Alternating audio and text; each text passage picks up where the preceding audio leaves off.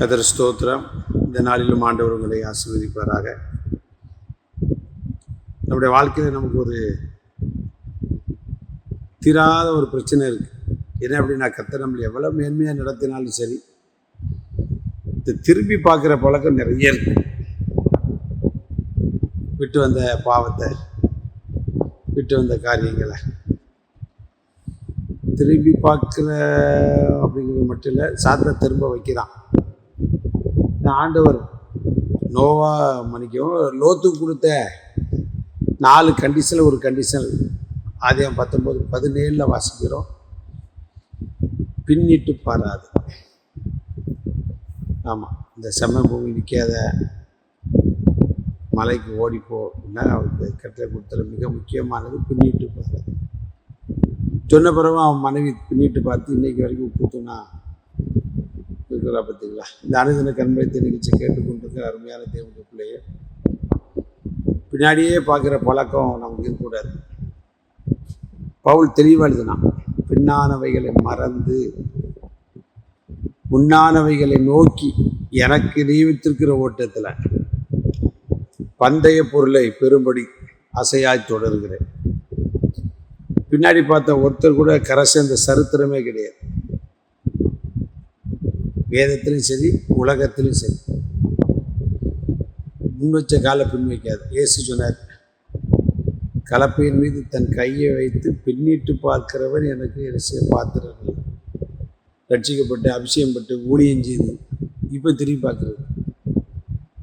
நான் அன்னைக்கு எப்படி இருந்தேன், அன்னைக்கு எப்படி இருந்தேன், அன்னைக்கு அப்படி இருந்தேன். இப்படி பார்த்து தான் வாழ்க்கையில் நிறைய நேரம் நம்ம சோர்ந்து போகிறோம், கலக்கம் அடைந்தோம். இப்போ அங்கே அப்படி மட்டும் இருந்தா, இப்படி மட்டும் இருந்தா, அதாவது நாளை பறிக்கல முந்தின நாள் நல்லதுன்னு சொல்லக்கூடாது. பிரசங்கி எழுதுகிறது பார்க்கணும். அதனால் ஆண்டவர் நம்மை ஒவ்வொரு நாளும் ஆச்சரியமாக நடத்துகிறார். அதில் என்ன சந்தேகம் நமக்கு?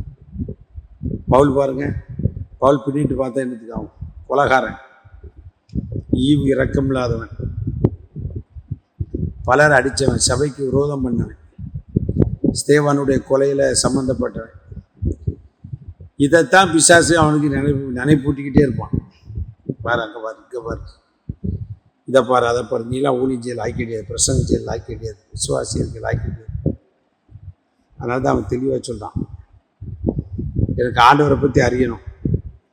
அதுக்கு என்ன செய்யணும்? பின்னானவைகளை மறக்கணும். கானானுக்கு புறப்பட்ட சிலர் பார்த்தீங்களா, எகிப்துக்கு போக திரும்பினார்கள். அவங்க கடைசி வரைக்கும் கானான் வரல. அதனால் நமக்கு கானான், பரம கானான் போயிட்டுருக்கோம்.